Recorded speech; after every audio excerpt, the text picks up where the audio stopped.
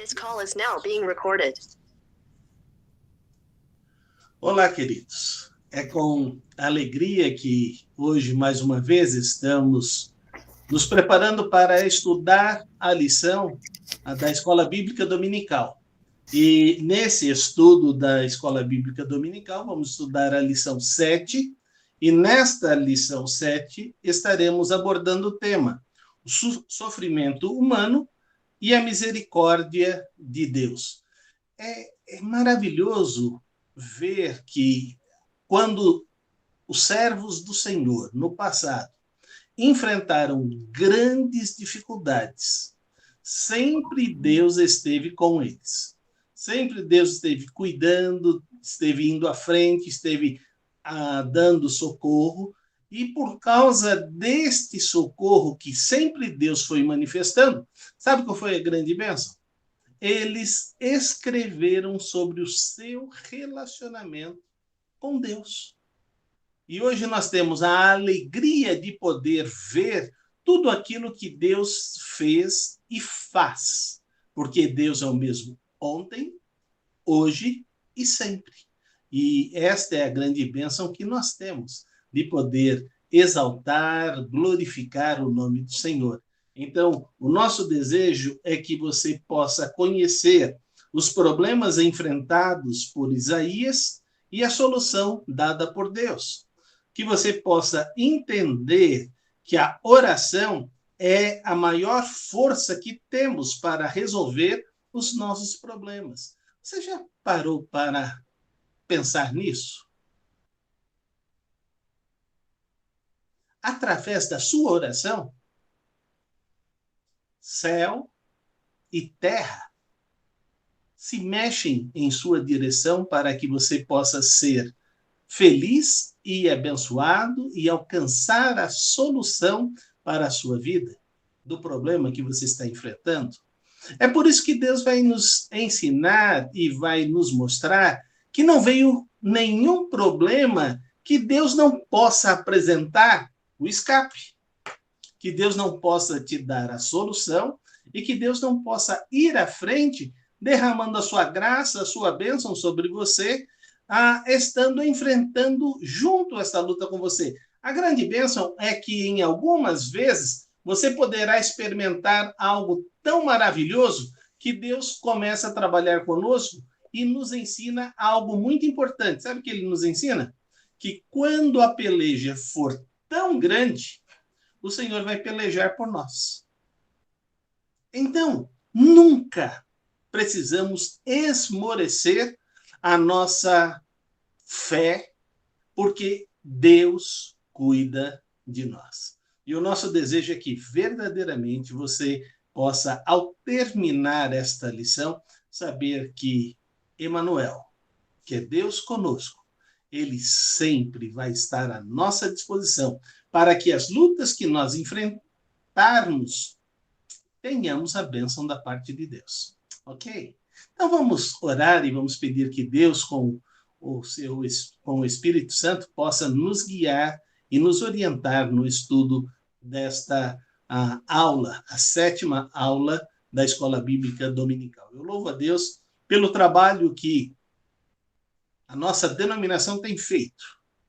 Nossa denominação tem investido muito na Escola Bíblica Dominical.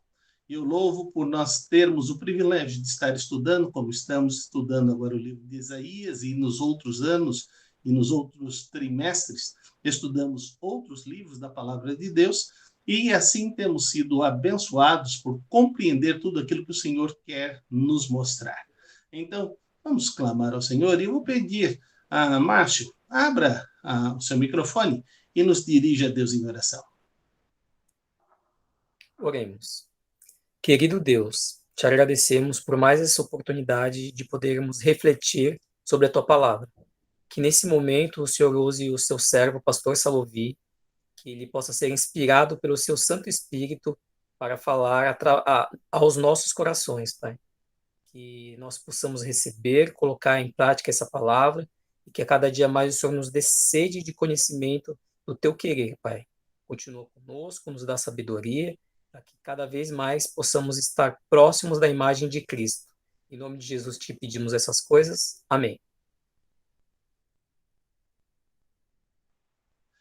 Muito bem, nós vimos o que nós temos como desafio nesta lição.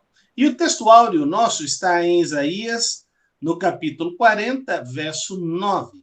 Isaías 40, verso 9. E diz assim na NVI, né, a versão internacional: Você que traz boas novas a Sião, suba num alto monte. Você que traz boas novas a Jerusalém, erga a sua voz com fortes gritos. Erga, não tenha medo. Diga à cidade de Judá: aqui está o seu Deus. Que bênção é poder ser proclamador destas boas novas.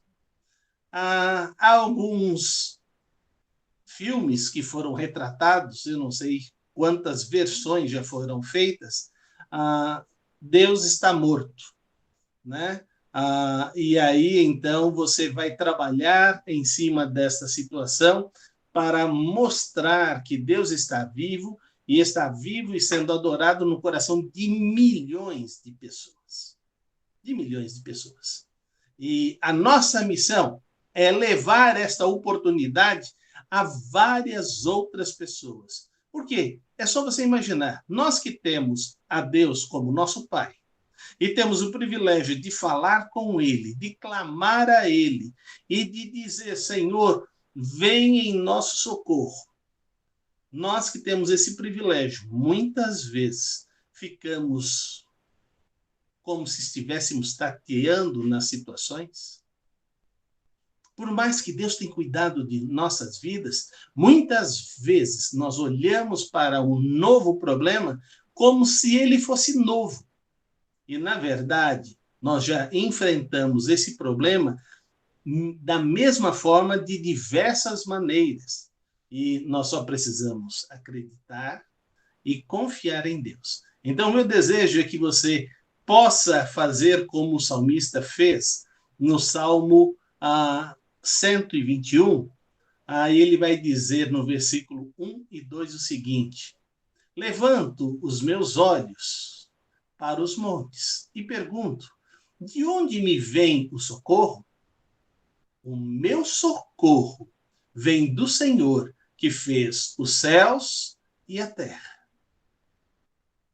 O salmista está sendo claro que o seu socorro não está no exército, e aqui é o servo do Senhor que está dizendo: não está no exército, não está nas armas de guerra, não está na muralha que fortifica a sua cidade. O seu socorro vem de Deus. E esta é a grande bênção que você pode, nos dias de hoje, olhar e saber que o seu socorro também continua vindo de Deus. E é isso que nós precisamos ter. Mas temos que ter em mente algumas coisas que a gente precisa estar refletindo. A primeira coisa: ser filho de Deus não nos concede uma super proteção que nada vai acontecer. A palavra de Deus até diz: se você crê em Deus esperando só para as coisas aqui terrenas, você é digno de lástima. Isso é terrível, porque acreditar em Deus apenas para os problemas do dia a dia é não acreditar em Deus na solução dos problemas da nossa alma, nos problemas espirituais, nos problemas do conforto, do amparo que Ele vai cuidar e tocar as nossas vidas, nos desafiando a experimentarmos um relacionamento íntimo com Ele. E é por isso que o desejo que nós temos é que você não espere acontecer os grandes problemas. Eles virão. Mas solidifique o seu relacionamento. Há uma história que é muito conhecida, que é a história dos três porquinhos. Vocês conhecem, né? Cíntia, Márcio, ok. Você lembra? Dois deles tinham pressa.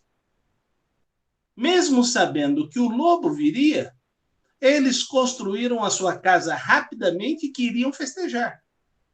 E quando o lobo chegou na primeira casa, ele soprou e derrubou a casa. Ele chegou na segunda casa, soprou e derrubou a segunda casa. Mas quando ele foi soprar na terceira casa, que procurou construir um alicerce e construir de tijolos a sua casa, ele não conseguiu destruir esta casa. E aí tem aquela famosa musiquinha, quem tem medo do lobo mau? A minha pergunta, você tem medo do lobo mau? E nós não estamos falando da história. Nós estamos falando das situações que nós vamos enfrentar no nosso dia a dia. Por isso, vou trazer 3 situações que a revista está propondo para nós e vamos pensar sobre esta situação. A primeira situação que Ezequias vai enfrentar está registrada em Isaías 36, verso 1.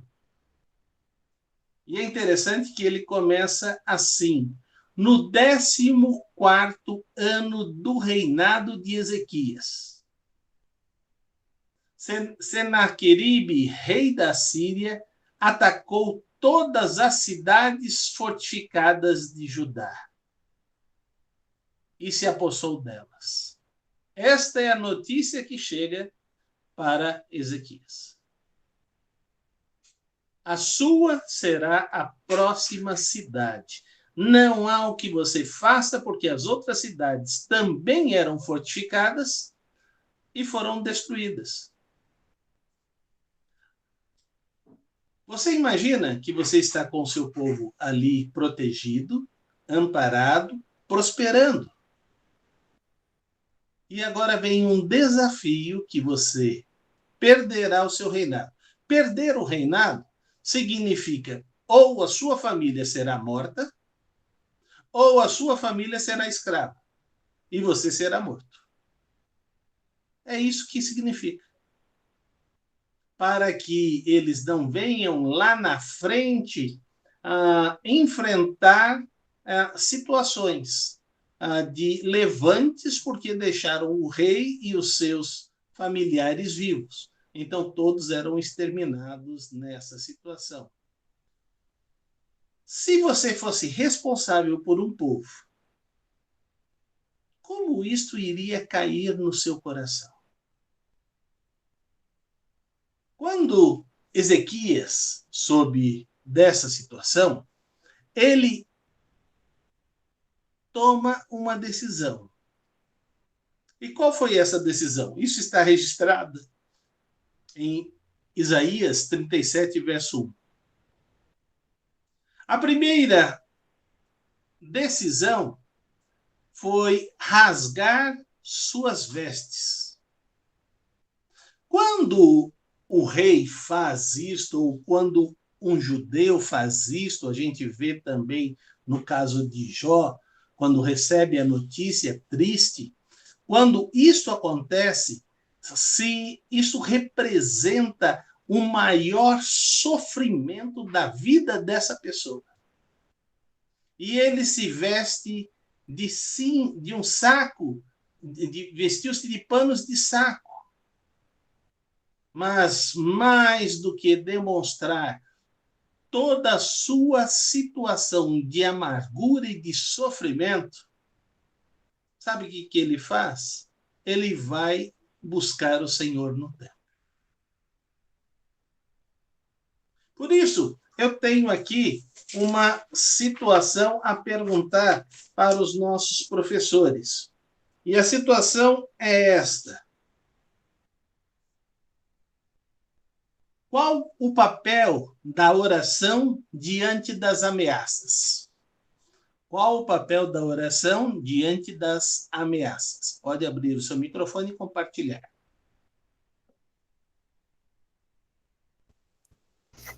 Acredito que a oração, ela tem que ser a primeira ação, né? A primeira coisa que a gente deve fazer. Eu aprendi isso a duras penas, né? Depois que a gente passa por muitas coisas querendo resolver, é que a gente ora a Deus. E eu aprendi que a primeira coisa que eu tenho que fazer é a oração. Quando algo terrível está para acontecer, né? Hoje a gente pode dizer essa doença, o medo de quando começou esse vírus mesmo, né? Coronavírus. A oração a Deus, né? Porque a gente tinha até temor de sair de casa. E essa a primeira coisa que a gente tem que fazer, então, é entregar a Ele, né? Quando nós somos aterrorizados por isso, por essas coisas. Uhum. Me veio à mente também isso que a Cintia falou, que normalmente as pessoas não se lembram de orar, e aí quando não tem mais jeito, as pessoas falam, agora o jeito é orar, né? E aí elas se colocaram numa situação porque não pediram orientação de Deus. Então, se a pessoa já tem uma vida de oração, se ela sempre busca que a vontade de Deus prevaleça na vida dela, quando aparece uma ameaça, eu acredito que a pessoa vai crer que ele vai aprender com aquilo, né? Deus está permitindo para ele aprender, para ele crescer com aquela situação ali, né? E sabendo que independente do que aconteça, a vontade de Deus vai estar prevalecendo, né? Mas aí é uma questão de fé, porque é muito difícil diante de uma ameaça você falar, nossa, que bom, né? Eu vou crescer, eu vou aprender alguma coisa agora com isso, né? É só o Espírito Santo trabalhando no nosso coração mesmo. Mas o que vem mesmo é você pensar, puxa vida, por que que eu cheguei nessa situação, né? Escolhas erradas, eu devia ter orado antes e não deixar para orar na hora que o problema já não tem mais aparentemente o que fazer. Eu muitas vezes me pego colocando a oração em algum outro momento, não a primeira coisa como Ezequias fez. Há 3 anos atrás, eu entrei no plano do governo porque eu sofri um acidente, tenho 4 parafusos nas costas, bucha 12 desse tamanho, os parafusos que eu tenho nas costas. E aí, eu vou mandar depois a foto para vocês, da radiografia. E aí, quando eu olhei essa situação, eu tenho imunidade das multas. Então, durante esses 3 anos e pouco, o rodízio estava dispensado. Eu passava, a máquina registrava o que eu estava passando e não veio. De repente, surgiu uma multa, 2 dias depois, segunda multa, 5 dias depois, terceira multa. E eu não sei se parou nessa terceira. Mas eu já fui multado 3 vezes, 3 sextas-feiras seguidas, por causa do rodízio. E aí a primeira coisa, procurei o advogado e disse, você cuida disso? Cuido. Então cuida para mim. E ele disse, eu preciso do laudo. Ok, eu vou arrumar o laudo. E aí arrumei o laudo, estou mandando para ele. E sabe o que aconteceu? Eu falei, senhor, cuida dessa situação. Mas já está na mão do advogado. Já falei com o médico e ele preparou o laudo. Então, quando eu estou preparando hoje a lição, eu cheguei e disse, eu não fiz a primeira coisa, foi a oração. Eu tenho uma vida de oração, mas não foi a primeira coisa. Isso faz muita diferença. E eu quero dizer para você que esse é o desafio de Deus. Em situações diversas na minha vida, que acontece o tempo todo, sempre a oração está em primeiro plano. mas desta vez eu me peguei não tendo a oração em primeiro plano. Então, o meu desejo é que vocês dois que declararam isto, que a oração deve ser a primeira coisa, que você nunca perca isto como o seu norte. Nunca perca isso como seu norte.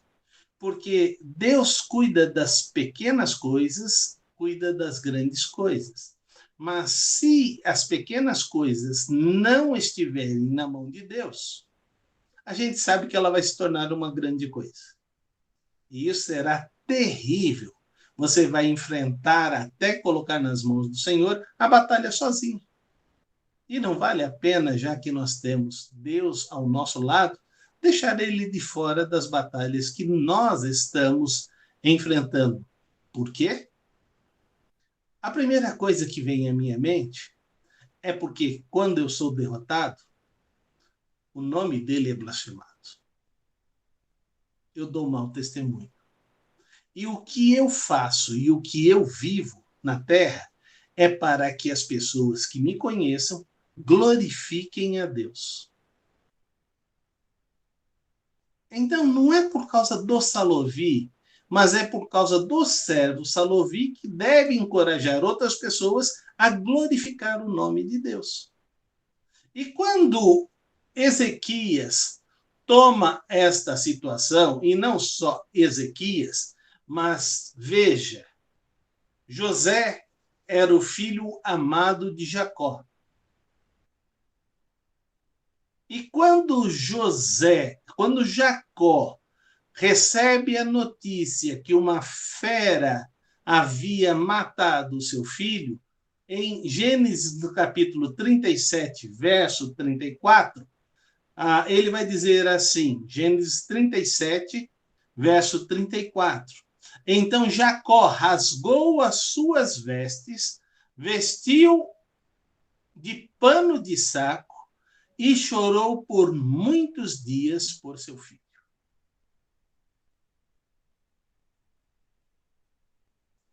Outro servo de Deus está registrado em 2 Samuel, capítulo 3, verso 31. E vai dizer assim, lembre-se, Davi vai chorar pelo seu filho, que foi morto. Então Davi disse a Joabe e todo o exército que acompanhava, rasguem as suas vestes, vistam roupas de luto e vão chorando à frente de Abner. E o rei Davi seguiu atrás da maca que levava o corpo. Então, as pessoas, quando vão enfrentar as situações tão diversas, elas precisam estar preparadas. Aí você pode fazer uma pergunta para mim agora, pastor, quem estava preparado para a Covid? Ninguém. Primeiro, Covid era uma doença que matava velhos. Daqui a pouco, não eram mais só velhos. Daqui a pouco, eram pessoas que estavam enfrentando esse combate no dia a dia e muitos se perderam. Daqui a pouco, eram pastores que estavam morrendo. Eu ouvi uma frase que uma pessoa disse: crente que é crente não morre de Covid. Eu falei, tem muito pastor que não era crente. Daqui a pouco, quando morre parentes dessas pessoas, a frase começa a mudar. Eu pensava de uma forma errada. Essa doença veio pegar pessoas que estavam em isolamento, pessoas que estavam no dia a dia na rua, pessoas que estavam salvando vidas, pessoas que estavam na gandaia, e começou a morrer. A cena maior que eu vi foram 19 pessoas que morreram da mesma família.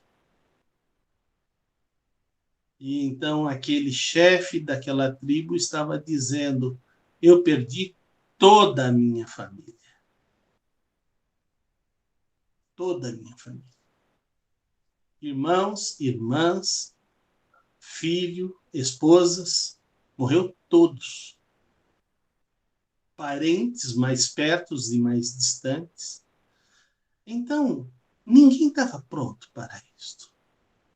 Mas as pessoas precisam se preparar dentro de um relacionamento com Deus. Várias pessoas, neste momento, se especializaram em ajudar outras pessoas. Porque não foi só enfermidade. O emprego desapareceu, as empresas fecharam. E a cena que mais me marcou foi uma pessoa que era empregada doméstica, que precisava de cesta básica porque não tinha como se sustentar. E aí ela foi lá e recebeu a cesta básica, perguntou como que as pessoas faziam. De repente, essa mulher começa a fazer a mesma coisa. E começa a levantar pessoas que precisam de cesta básica, como ela precisa, que seriam ajudadas por ela. E quando ela foi entrevistada, ela tinha 300 famílias que ela levantava todo mês cesta básica para dar para essas pessoas. Traz à nossa memória aquele texto bíblico, que diante de uma situação e de um problema enorme em Jerusalém, aqueles que eram pobres rogaram para poder ajudar os que estavam em Jerusalém passando fome. E eles clamam a Deus, se dando a Deus. E por serem pobres, eles deram a maior oferta. E isto foi um espanto para a igreja de Jerusalém. Como assim? Eles são pobres. E como deram a maior oferta? E aí a palavra de Deus diz que eles deram a maior oferta, porque primeiro se entregaram a Deus. Então, nós precisamos começar a viver esse tipo de relacionamento. Nós precisamos nos colocar diante de Deus e começar a dizer: Senhor, vem ao nosso encontro. Vem diante do problema que nós estamos vivendo, mas também nos ajude a podermos sermos um instrumento nas suas mãos.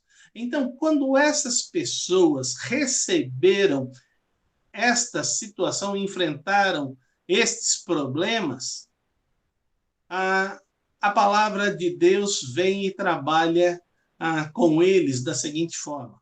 E aí eu vou pedir que o Márcio abra a sua Bíblia em Isaías 37, verso 14 e 15, e o verso 20.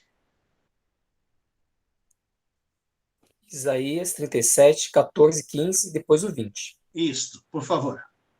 O rei Ezequias recebeu a carta das mãos dos mensageiros e a leu. Depois foi até o templo, pôs a carta ali na presença de Deus, o Senhor, e orou assim. 20. Agora, ó Senhor, nosso Deus, salva-nos dos assírios, a fim de que todas as nações do mundo fiquem sabendo que só tu, ó Senhor, és Deus. Que bênção, né? Não é para que mostre o poder que eu tenho. Não é para que eu possa tripudiar em cima dos meus adversários. É para que o teu nome seja exaltado. Márcio, eu queria fazer uma pergunta. Que horas que nós começamos a gravar? Faz meia hora, pastor. Era 14. Ok, obrigado. A resposta de Deus está registrada em 37, verso 6. Ele vai dizer a Ezequias o seguinte: digam a seu senhor, assim diz o Senhor, não tenha medo das palavras que você ouviu, das blasfêmias que os servos do rei da Síria falaram contra mim. Não tema. Estas palavras vão cair por terra. Eles não vão experimentar esta situação.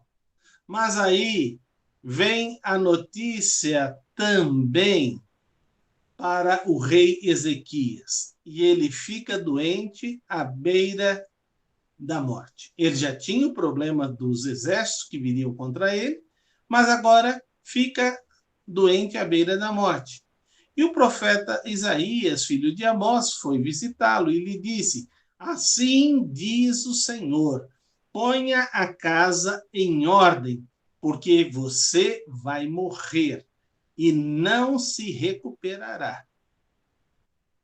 Agora, não é uma ameaça de fora, é uma notícia: põe a tua casa em ordem.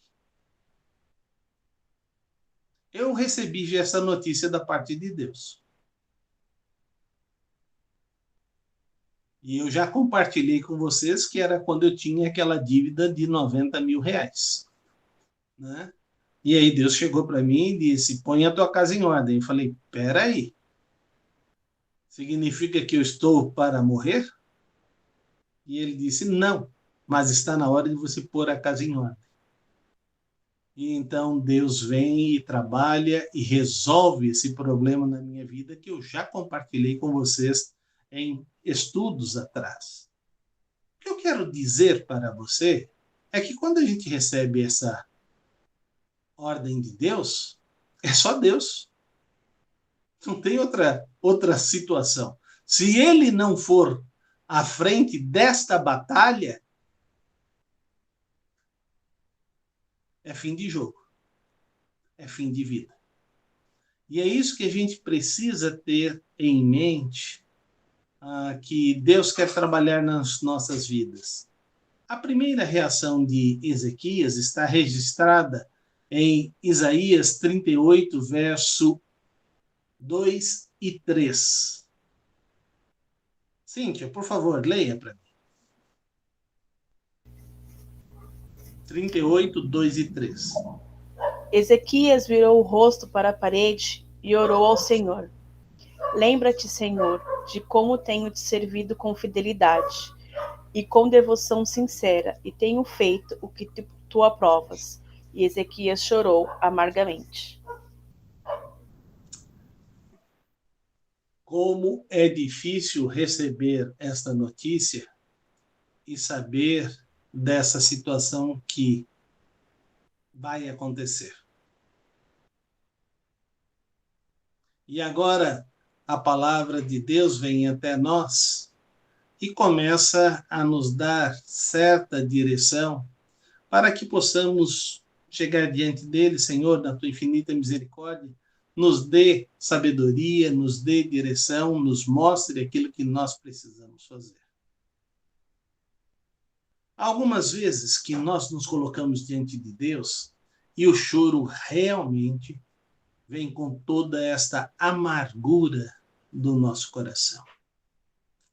O grande problema é que esse choro não fica muitas vezes só no choro. Algumas vezes começa a acontecer revolta em nossas vidas. E a pergunta é: se nesse momento que nós mais precisamos de Deus, começarmos a nos revoltar contra Deus, o que vai nos sobrar? O que é que vai nos sobrar?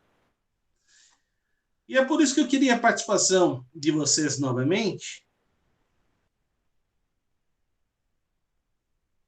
E a pergunta que eu quero colocar diante de vocês é esta: você já enfrentou alguma situação na sua vida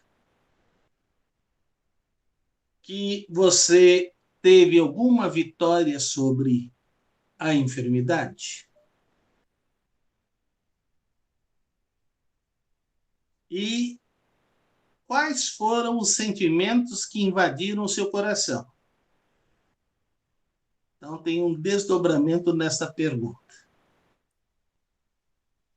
Aqui em casa, pegamos Covid, né? Primeiro a Bruna, depois eu. E os médicos falaram, olha, as crianças não precisam nem fazer teste, porque com certeza elas também estão com Covid, né?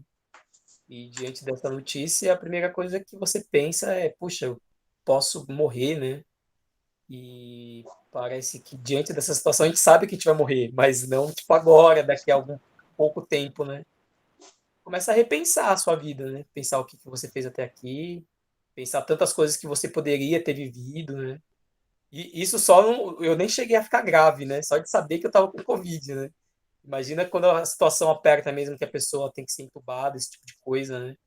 Dá uma sensação de que estão roubando um pedaço da sua vida, né? Que você Uhum, achava que você ia viver, mas de repente você não tem mais. é verdade. E quais foram os sentimentos? Medo, né? Um pouco de medo, um pouco de revolta no começo, né? De você achar que você não merecia isso, né? Como se todo mundo acha que não merece, né? E insignificância, porque você vê que diante de uma situação você não pode fazer nada.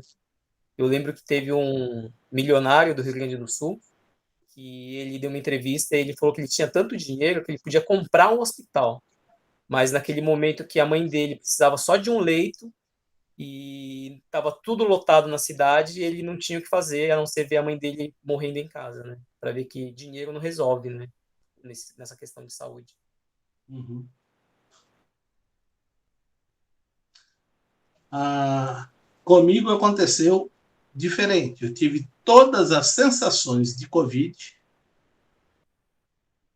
fiz o tratamento 2 vezes para Covid e não tive Covid. Mas todas as consequências da Covid eu sofri por 6 meses.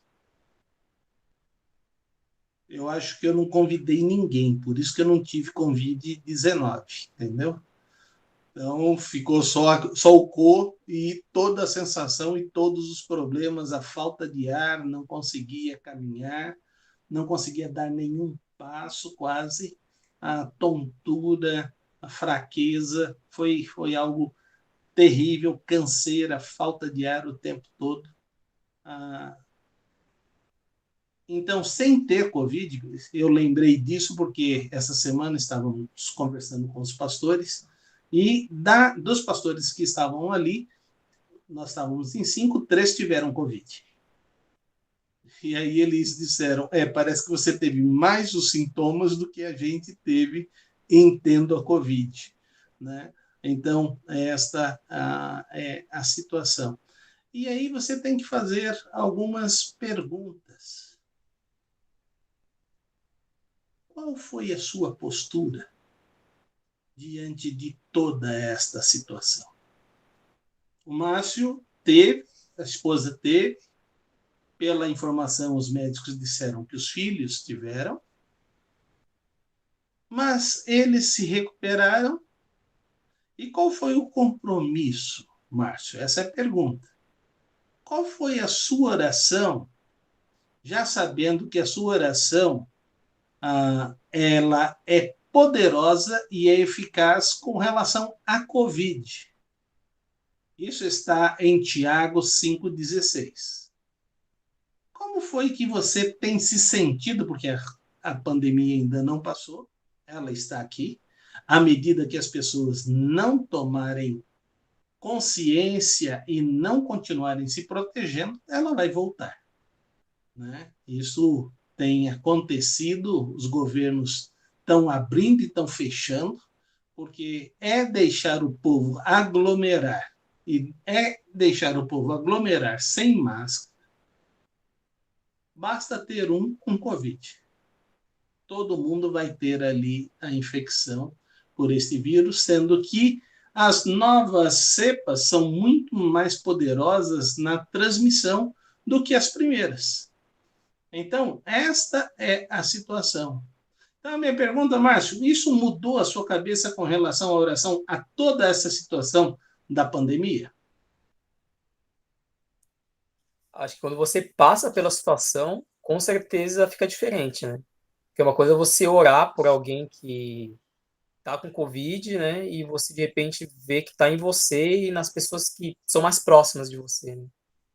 E talvez até o cuidado, começamos a ter mais cuidado também, né? Começamos a prestar talvez mais atenção, porque é uma coisa que foge do controle, né? Você pode ir no supermercado, mesmo tomando todos os cuidados, um pequeno detalhe, né? Que você encosta em alguma coisa, você já pega, né?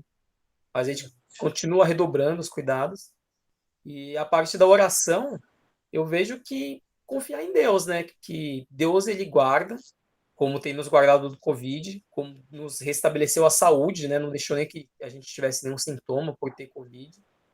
E eu vejo que também para outras coisas, porque você vê a violência em São Paulo, ou tem tanta gente que de repente tem um câncer ou um ataque cardíaco do nada, assim, né?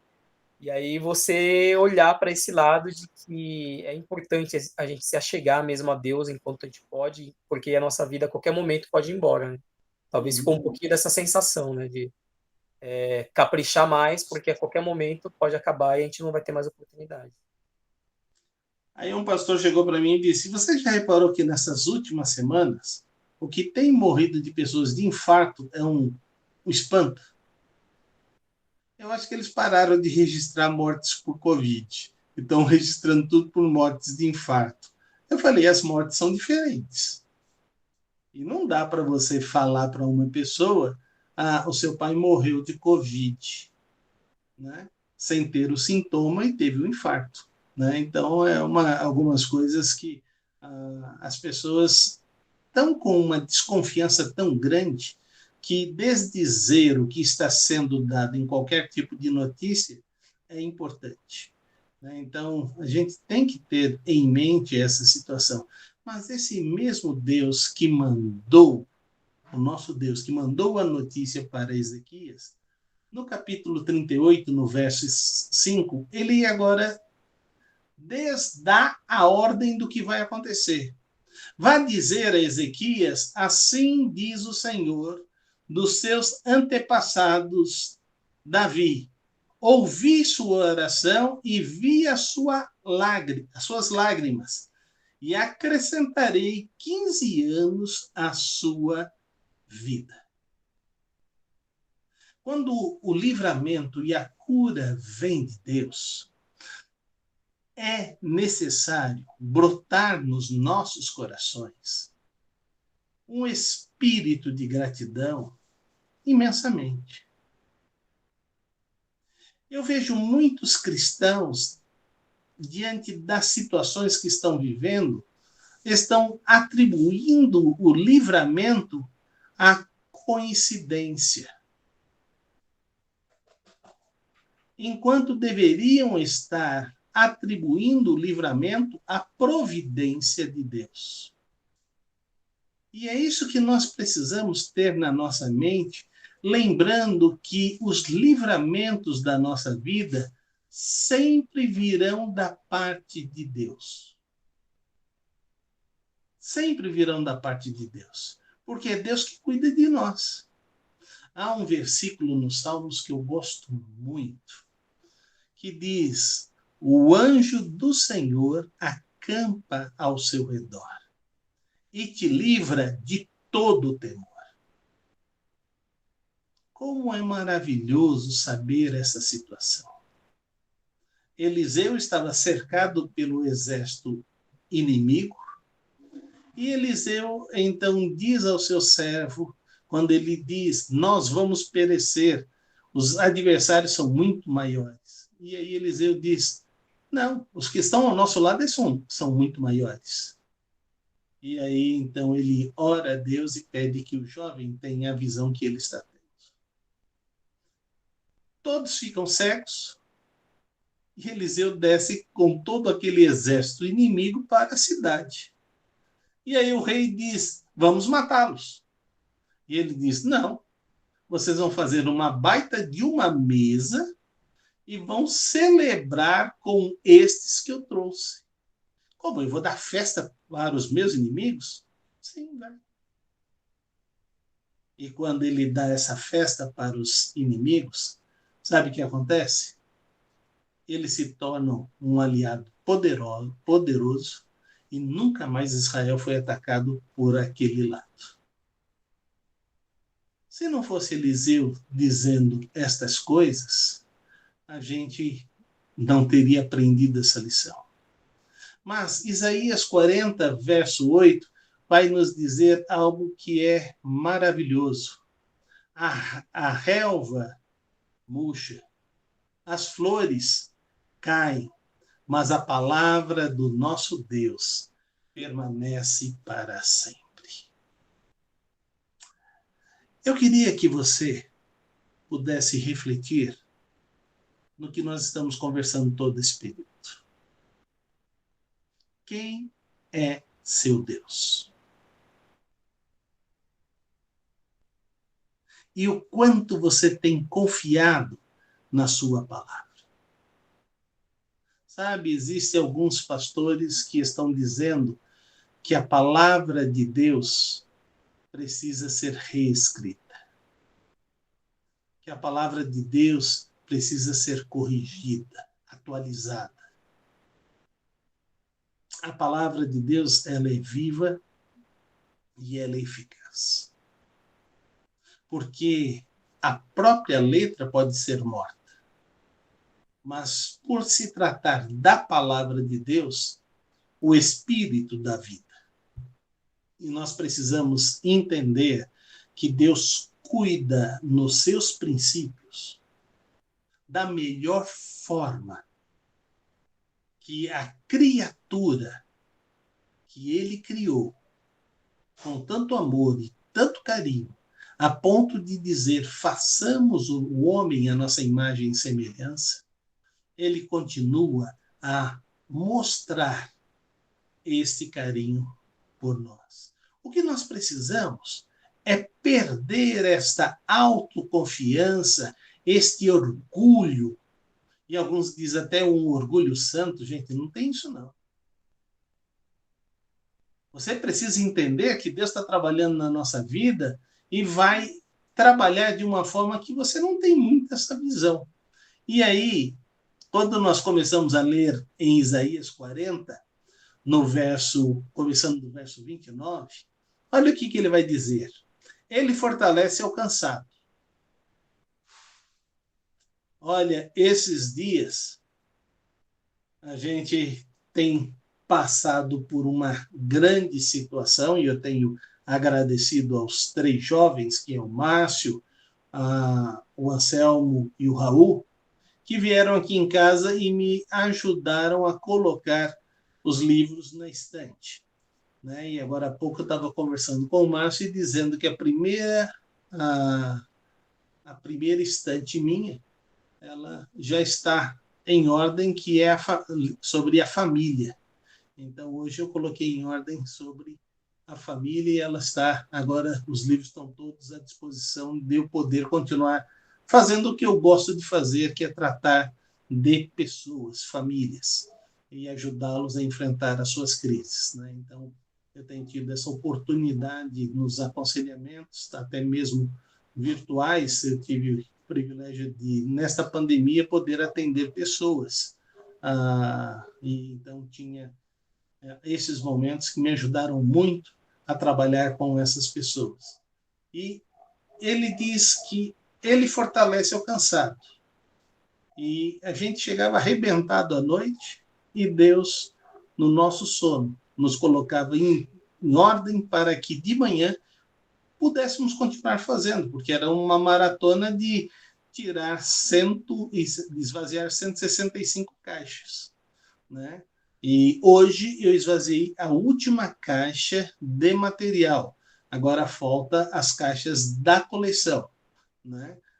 Mas aí é coisa prazerosa. Cada caixa que eu esvaziar significa que a minha coleção está tomando forma na parede. Aí vocês vão ver nas próximas aulas, talvez, essa parede que vocês estão vendo aqui, que está livre, todas cheias de latinhas. São mais de 2.500 latinhas que eu coleciono, e são 200 países, mais de 200 países que eu tenho latas desses países, não é?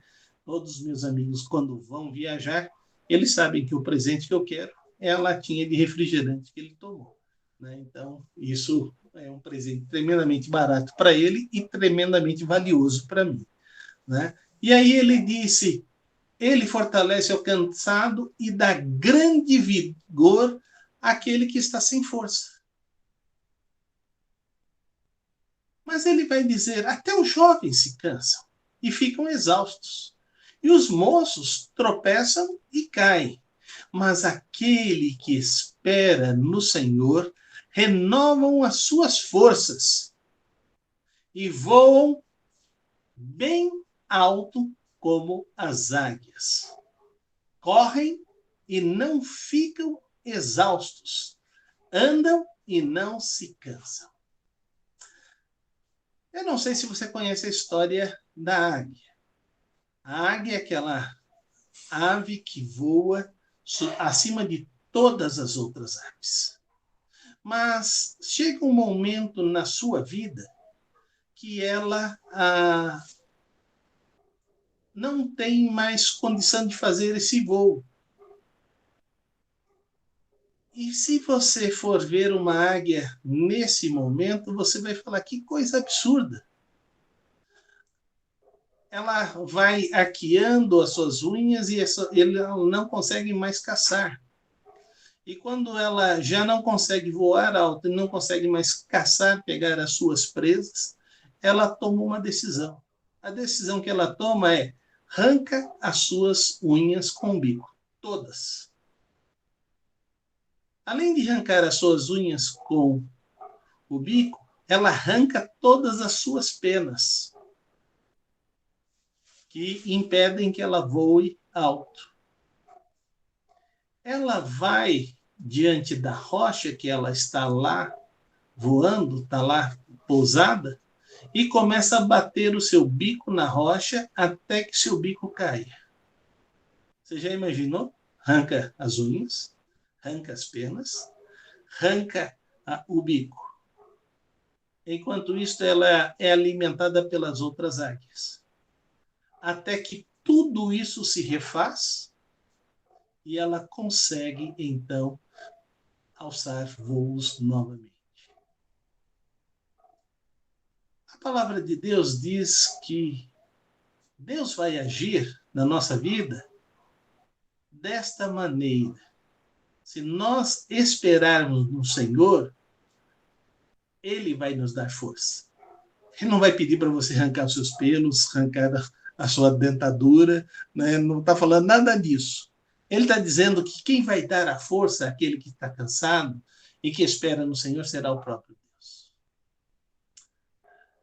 De vez em quando eu olho para o meu pai, e ele recebeu um título agora no dia 18, e havia grandes situações que nos davam um certo temor.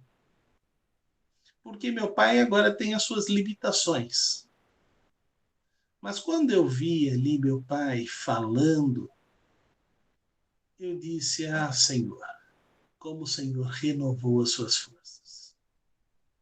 Esse dia foi um dos dias mais marcantes na vida dele. Ele e minha mãe pareciam que tinham 15 anos a menos. Eles estavam tão felizes naquele almoço. E depois estavam tão felizes em ver a cerimônia que foi a colocação da minha placa como diretor na Teológica Batista de Campinas. Ele viu lá a inauguração da praça do pastor Eliezer Pereira de Barros, que foi um grande amigo dele. E depois ele viu a cerimônia que foi feita e que ele pôde falar sobre as vitórias que Deus deu na sua vida. E eu pude ver esse texto, ele com 95 anos, experimentando isto que o Senhor promete e o Senhor cumpre. A pergunta que Isaías vai nos fazer, no Isaías 40, verso 18, A quem vocês vão compararão Deus? Onde você vai buscar algo, ou alguém, ou alguma coisa que possa fazer na sua vida aquilo que só Deus faz? Aquilo que só Deus faz. Então aprenda a depender de Deus, aprenda a confiar em Deus, aprenda a depositar a sua vida em Deus, como o salmista Davi vai dizer no Salmo 46, verso 1. Deus é o nosso refúgio, a nossa fortaleza, auxílio sempre presente na adversidade.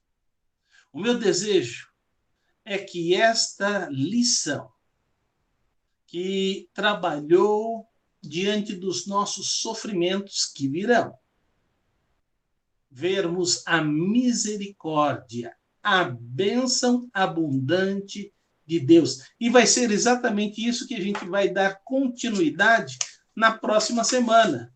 E nós vamos ver proteção e bênção de Deus ao seu povo.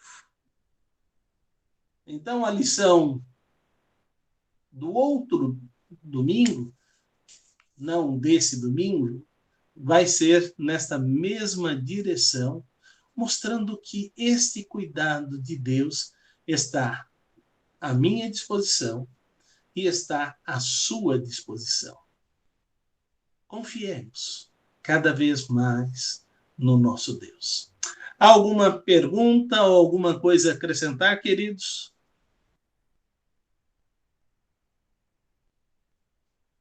Então vamos orar. Senhor, muito obrigado, porque o Senhor tem sido o nosso refúgio. O Senhor tem sido o nosso socorro, bem presente em todas as diversidades. E nós queremos louvar e engrandecer e agradecer a Ti por tudo que o Senhor já tem feito e pela maneira maravilhosa que o Senhor há de trabalhar em nossas vidas, nos dando a Tua graça, a Tua bênção e a Tua direção. Pedimos que o Senhor aplique a Tua palavra em nossos corações e que os nossos alunos possam compartilhar esta lição com os seus amigos, para que eles possam ser abençoados por iniciarem esse relacionamento com o nosso Deus. Muito obrigado por tudo que o Senhor já tem feito em nossas vidas e que a Tua palavra continue a trabalhar em nosso viver para que possamos depender cada vez mais de Ti. Muito obrigado, Senhor, por esse privilégio que temos de meditar na Tua palavra e sabermos que o Teu Espírito vai aplicar essas palavras no nosso coração. Em nome de Jesus. Amém. Queridos, prazer estar com vocês, prazer poder estar ministrando a palavra de Deus e sabendo que vocês agora têm mais um pouco da ferramenta, e dessa vez será a irmã Cíntia, que vai nos ministrar a lição no próximo domingo. Que Deus use sua vida poderosamente, como já tem usado até aqui. Queridos, fiquem com Deus, Deus abençoe grandemente, mas não deixe de compartilhar esta lição com os seus amigos. Eles precisam ouvir da palavra de Deus para a vida deles. Amém. Fiquem com Deus. Até mais.